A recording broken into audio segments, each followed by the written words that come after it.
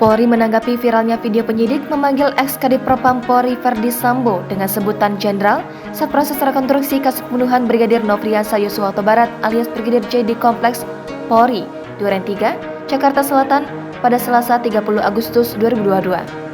Kadif Humas Polri Irjen Dedi Prasetyo mengatakan pihaknya membantah penyidik takut dengan Verdi Sambo saat proses rekonstruksi. Buktinya, ex-Dirtipidum Bareskrim Polri itu sudah dijadikan tersangka dan dipecat. Dedi menuturkan bahwa pihak yang menuding Polri takut dengan Verdi Sambo hanyalah ingin mencari popularitas.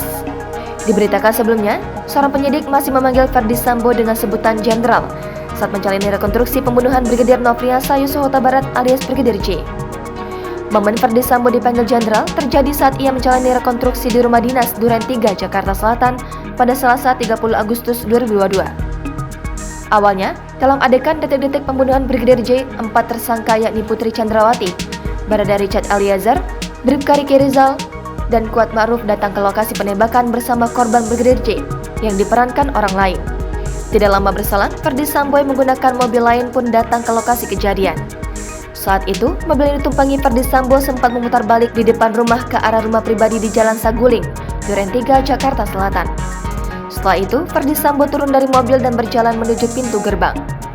Saat itu, Verdi Sambo melakukan adegan pistol Glock 26 yang di bawahnya jatuh.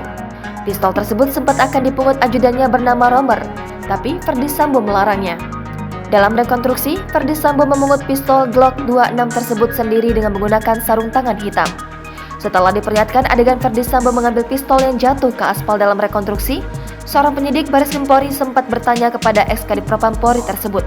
Penyidik tersebut masih memanggil Verdi Sambo dengan sebutan Jenderal, meski sidang Komisi Kode Etik Polri telah memutuskan pemecatan terhadap suami Putri Chandrawati itu. Verdi Sambo menanggapi pertanyaan penyidik tersebut dengan menganggukkan kepala.